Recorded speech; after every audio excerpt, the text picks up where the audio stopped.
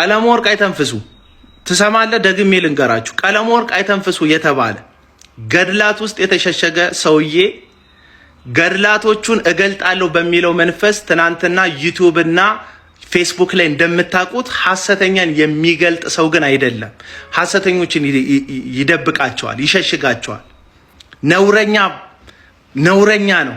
የቃላቶቹ አጠቃቀም ስርዓት የሌለው ወንጌል እንደዚህ ከሆነ በአፍንጫ ይውጣ። እድሜ ልኬን አልስበክ፣ ይቅርብኝ።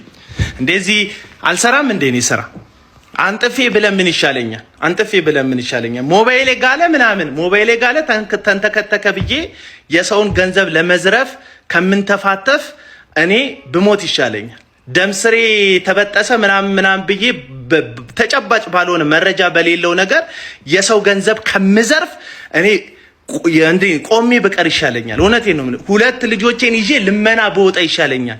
ስለ እግዚአብሔር ስለ መድኃኒዓለም ብል ነው የሚሻለኝ። እውነቴ በወንጌል ስም ከምዘርፍ ሰውን እንዴ የሌባ ቁንጮ አይደል እንዴ? ማን ኤርሚያስ የሌባ ቁንጮ እኮ ነው። የሌቦች ቁንጮ እኮ ነው። ከ140,000 በላይ በጎፈንድሚ በፔፓል እና በዜል ደግሞ ከዚያ ያልተናነሰ ከ250,000 በላይ የሚሆን ገንዘብ ሰብስቦ ሲያበቃ የሞባይል አዋጡልኝ የሚል እኮ ደፋር ሰው እኮ ነው እንዴ! የሞባይል አይተርፍም እንዴ? አንተ የትኛው ሀገር ላይ ነው የምንኖረው? ይሄንን ነው የምነግርህ። እኔ እኮ ምፈራ ሰው እኮ አይደለሁም። ዮናታን አክሊሉ ነገ ከነገ ወዲያ ቸርቹን ሽጦት ይጠፋል። የሐዋሳውን ቸርች ለደላላ እያሳየው ነበር። ቀስ ብሎ ምዕመኑን በትኖ ለቸርቹን መንገድ ላይ ጥሏችሁ በትኗችሁ እንደሚሄድ አውቃለሁ። እውነቱን ይኸው መጥቶ ይጠይቀኝ። ቅናት ምናምን በሉ እኔ ምን አገባኝ? መንገድ ላይ ስትወድቅ ትለምናለህ። ልክ ሮቦት ቤተክርስቲያን እንደተባለው ቤተክርስቲያን ማለት ነው።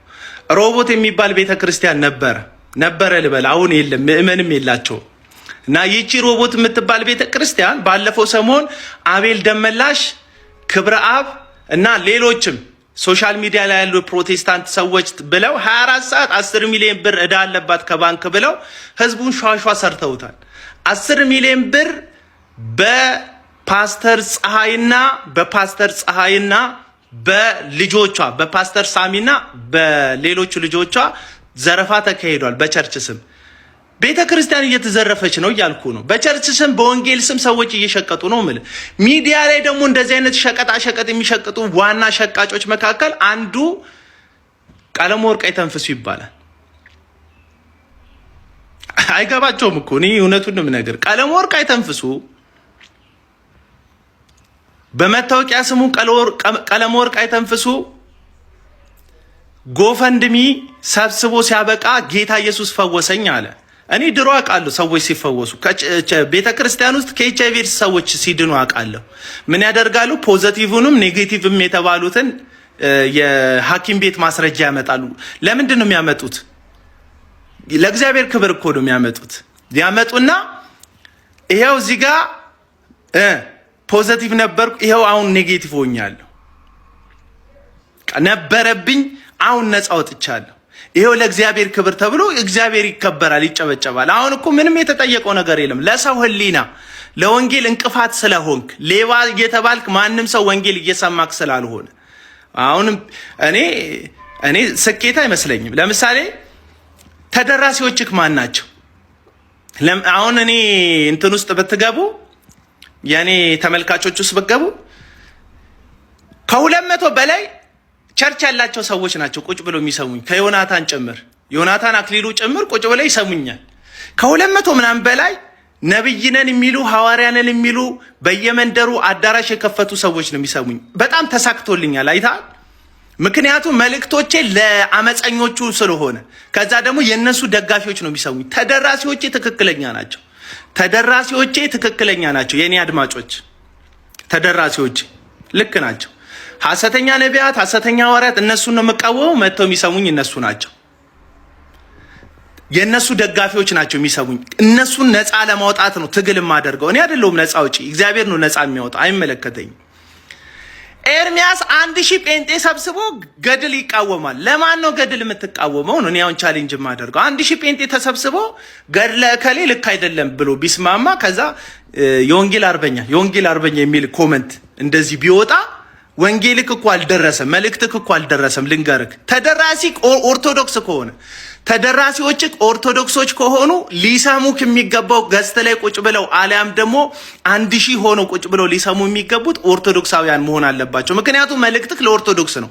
መቼም ለጴንጤ አይደለም ያንተ መልእክት፣ ለጴንጤ አይደለም ያንተ፣ ለወንጌላውያን አይደለም ያንተ መልእክት፣ ለሉተራውያን አይደለም ያንተ መልእክት። ኦልሬዲ ሉተራውያን አትቀበልም፣ ካልቪንን አትቀበልም፣ አባቶችን አትቀበልም። ስለዚህ ያንተ መልእክት ለወንጌላውያን አይደለም። መልእክትክ ለምኖች ነው? ለኦርቶዶክሳውያን ነው። ኦርቶዶክሳውያን እንዲሰሙክ ደግሞ ኦርቶዶክሳውያንን ማክበር ግዴታክ ነው። መልእክትክ ተደራሽ እንዲሆን ልታከብራቸው ይገባል፣ ልታከብራቸው ይገባል። ሰባኪዎቻቸውን በመሳደብ እሱም ብቻ አይደለም፣ ልክ አለመሆንህን የነገሩክን አንዳንድ ወንጌላውያኖችን ስም ጠርቶ በማዋረድ ወከባ በመፍጠር አንዳንድ ቅጥረኛ ሴቶች አሉክ።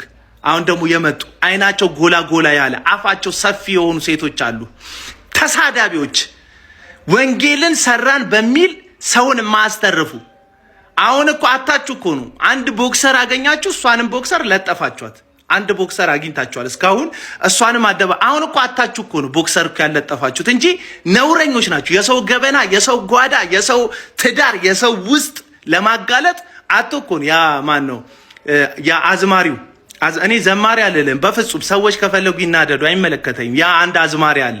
አሁን ትቶ አርፎ ገዝተ ላይ 24 ሰዓት መሰጣት አጣ፣ መረጃ አጣ፣ ምን አጣ? ፈለፈለ፣ አለ፣ ሞከረ፣ ታገለ፣ ስም ለጠፈ፣ አወራ። 24 ሰዓት ሙሉ ቁጭ ብሎ እንደ ሴት እያለ ነጠላ እየቋጨ ሁሉ አወራ። በጣም አወራ። የለም ምንም የለም። አቤል አቡና የሚባል ሰውዬ ምናልባት ሊያርፍ ይችላል እንጂ ይቀጥላል። የማንም ወሬ የማንም ንግግር የሚያስቆመው አይደለም። ምክንያቱም ጓዳይም በጽድቅ ነው የምመረው። የሚመስል ነገር አመጣ እና አልቻለም። አሁን ምን አደረገ? ልክ ቋንጣ ገመድ ላይ እንደሚሰቀል የኤርሚያስ ገዝት ላይ ይሰቀላል። አሁን እንደ ቋንጣ ተሰጠ። ደግሞ ያው ልብሱም ያደረጋትም ልብስ ቋንጣ ነው የምትመስለው። እንደ ቋንጣ 24 ሰዓት አያወራም እኮ አለው ለማለት እየተነፈስኩ ነው ለማለት። እኔ ለምን ይመስላል እየገባው ገዝት ላይ ማለት ሰጠው። አፕሩቭ አላደርግም። ለማንም እንዳለውና እንደሌለው እዚህ ማህተብ እንዲመታልኝ አልፈልግም። የመጣው ጊዜ የፈለኩትን እናገራለሁ፣ የተሰማኝ እናገራለሁ፣ እንደ እግዚአብሔር ቃል እናገራለሁ። አለቅ አለው በህይወት ለማለት 24 ሰዓት ያመፀኞች ስብስብ። አሁን ማነው ኤፍሬም ባለ ጊዜ በጊዜ ሸብለላል። ባለፈው ዮሐድ የሚባል ኦርቶዶክሳዊ ልጅ ፎቶ ካላወጣን ምናምን ያሉ ጊዜ ሸብለላል። ይሻልሃል ብራዘር። በዘማሪነትህ ባልቀበልህም ባሸባለልህ ግን እቀበልሃለሁ። በቃ በዘማሪነት መብቴ ነው። በዘማሪነት አለመቀበል አንተ ነው። አቡና ወንጌል ሰባኪ ነው ቢባል አሁን ብዙ ሰው አረ ምን ወንጌል እሱ ሐሜተኛ ነው ምናምን ይሉኛል። መብታቸው ነው ይበሉ፣ አይመለከተኝ። እኔ ወንጌል ሰባኪ ነው እንድትሉኝ ማህተብ እንድትመቱልኝ አልፈልግም። አልጠየቅኳችሁም። እስቲ እኔን እንደ ወንጌላዊ የምትቀበሉኝ ምናምን አላልኩ። ማናችሁም አትቀበሉኝ። ተቀበሉኝም ብዬ ለምኛችሁ አላቅም። አለቅ። እኔ እንደ ዘማሪ ባልቀበልህም ነገር ግን ባሸባለልህ በቃ ተመችተኛል። እንደዚህ ነው በቃ ያቋም ሰው ስትሆን ልክ እንደ ኤፍሬም እዚህ ጉዳይ ላይ ወራጅ አለ ብለህ ትታጠፍና ትሄዳለህ። ባለፈው ቁምስ እንትን ሙልጭ አድርጎ ነው የሰደበኝ ኤፍሬም። እንደምታውቁት መልስ አልሰጠሁትም። ሙልጭ አድርጎ እጥብ አድርጎ ያልሰደ እኔንማ አፉን ያልከፈተብኝ እኮ ብፁ ነው እኮ ከፕሮቴስታንት። ወይ በኮመንት ሰድበኛል፣ ወይ በውስጥ ሜሴጅ ሰድበኛል፣ ወይ ቪዲዮ ሰርተህብኛል።